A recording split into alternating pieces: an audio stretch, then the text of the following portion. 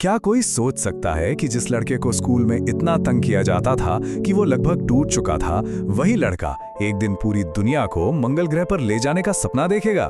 जी हाँ, ये Elon Musk की हैरान कर देने वाली कहानी है। तो चलिए देखते हैं कि कैसे उन्होंने भविष्य को अपनी मुट्ठी में कर लिया।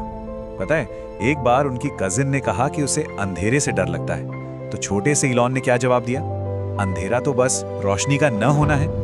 बचपन का ये छोटा सा किस्सा ही हमें दिखाता है कि उनका दिमाग शुरू से ही चीजों को बिल्कुल अलग एक लॉजिकल नजरिए से देखता था। तो सवाल यही उठता है कि ये लड़का भविष्य बनाने वाला बना कैसे?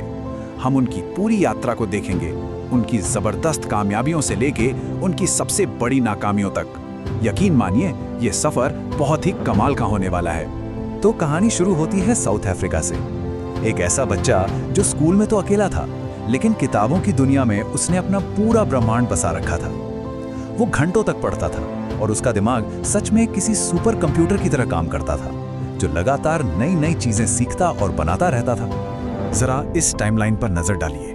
10 साल की उम्र में पहला कंप्यूटर हाथ में आता है और सिर्फ 2 साल बाद, मतलब 12 साल की उम्र में, उन्होंने ब्लास्टर नाम का एक वीडियो गेम बनाकर उसे $500 में बेच भी दिया। ये तो साफ साफ इशारा था कि ये लड़का कुछ बहुत बड़ा करने के लिए ही पैदा हुआ है। सुनने में अजीब लगता है ना, पर ये सच है। इलॉन ने 6 महीने का पूरा प्रोग्रामिंग कोर्स बिना सोए सिर्फ 72 घंटों में खत्म कर दिया। ये उनकी जबरदस्त कंसंट्रेशन और सीखने की कमाल की क्षमता का एक बेहतरीन उदाहरण है। तो अब कहानी पहुंचती है अमेरिका, जहां इलॉन ने सिलिकॉन वैली में अपनी धाक जमाई। यहाँ उन्होंने एक के बाद एक 2 कंपनियां बनाई, जिन्होंने न सिर्फ उन्हें करोड़पति बनाया, बल्कि सही मायनों में दुनिया को बदलना भी शुरू कर दिया। उनकी तरक्की की रफ्तार तो हैरान कर देने वाली थी। Zip2 की बिक्री से उन्हें $22 मिलियन मिले, लेकिन पेपैल के साथ तो उन्होंने एक बहुत बड़ी छलांग लगाई, जिससे उन्हें $180 मिलियन की भारी भरकम रकम मिली। इससे उनकी लगातार बढ़ती एम्बिशन साफ दिखती है।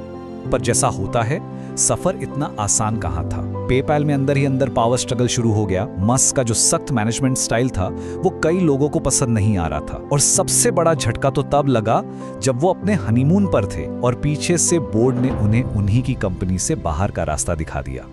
पेपैल से जो पैसे मिले, उससे मस्क ने 2 और भी बड़ी और साहसी कंपनियां शुरू की, स्पेसएक्स और टेस्ला। लेकिन साल 2008 में सब कुछ दांव पर लग गया था। दोनों कंपनियां दिवालिया होने के कगार पर थीं और मस्क का सपना चकनाचूर होने वाला था। मस्क ने अपना ध्यान अंतरिक्ष की ओर लगाया, लेकिन वहां एक बहुत बड़ी प्रॉब्लम थी। रॉकेट बहुत ही ज्यादा महंगे थे। जब उन्होंने हिसाब लगाया तो पाया कि एक रॉकेट बनाने के लिए जो कच्चा माल लगता है, वो उसकी कुल कीमत का सिर्फ 2 से 3% था। तो उन्होंने सोचा, अरे मैं तो इसे बहुत सस्ता बना सकता हूं। और बस इसी एक सोच से स्पेसएक्स का जन्म हुआ। 4 साल की कड़ी मेहनत, लाखों डॉलर, और फिर 2006 में आया पहले लॉन्च का दिन। लेकिन लॉन्च के सिर्फ 25 सेकंड बाद ही सब कुछ एक आग के गोले में बदल गया। एक फ्यूल लीक की वजह से रॉकेट फट गया। पूरी टीम ने अपने सपनों को अपनी आंखों के सामने जलते हुए देखा। 1 साल बाद उन्होंने फिर से कोशिश की। इस बार रॉकेट 3 मिनट तक उड़ा।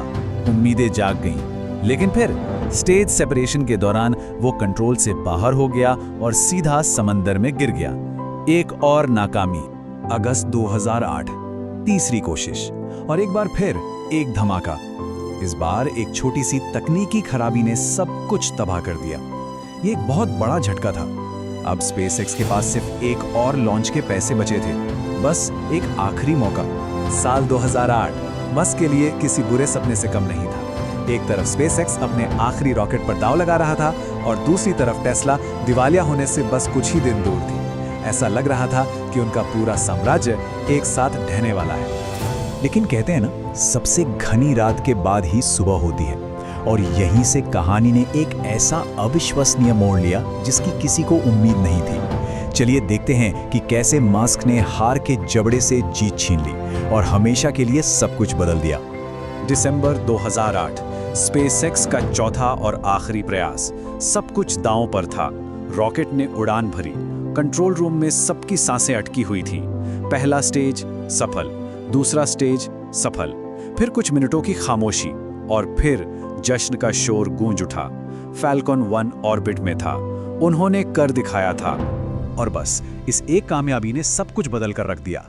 इस ऐतिहासिक उड़ान के कुछ ही हफ्तों के अंदर नासा ने स्पेसएक्स को $1.6 बिलियन का एक बहुत बड़ा कॉन्ट्रैक्ट दे दिया। स्पेसएक्स न सिर्फ बच गया था, बल्कि अब वो इतिहास बनाने के लिए तैयार था। लेकिन टेस्ला की कहानी अभी बाकी थी। कंपनी दिवालिया होने से बस कुछ ही घंटे दूर थी। मस्क ने अपनी पूरी ताकत झोंक दी, निवेशकों को खुद फोन किए और फिर क्रिसमस की शाम को एक चमत्कार हुआ। उन्होंने $40 मिलियन की फंडिंग जुटा ली।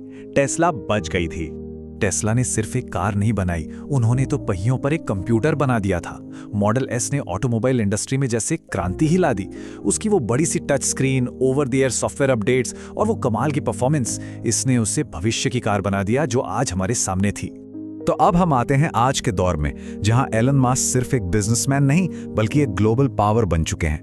लेकिन इस बेहिसाब ताकत के साथ बड़े विवाद भी जुड़े हैं। चलिए उनकी इस जटिल विरासत पर एक नजर डालते हैं। मस्क एक पहेली की तरह है। एक तरफ वो दोबारा इस्तेमाल होने वाले रॉकेट्स और इलेक्ट्रिक गाड़ियों जैसे क्रांतिकारी इनोवेशन कर रहे हैं, तो वहीं दूसरी तरफ उनके विवादित ट्वीट्स, कर्मचारियों के साथ उनका बर्ताव और उनकी बेहिसाब ताकत पर गंभीर सवाल भी उठाए जाते हैं। ये एक लाइन इलॉन मस्क की पूरी फिलॉसफी को बता देती है। एक आदमी भविष्य का इंतजार नहीं करता, वो खुद भविष्य का निर्माण करता है। वो सिर्फ हालात पर रिएक्ट नहीं करते, वो खुद हालात बनाते हैं। और ये हमें एक बहुत जरूरी सवाल पर लाकर छोड़ देता है। जब एक इंसान के पास हमारी दुनिया को इतना बदलने की ताकत हो, तो सवाल ये नहीं है कि भविष्य क्या होगा, बल्कि सवाल ये है कि हम किस तरह का भविष्य बना रहे हैं।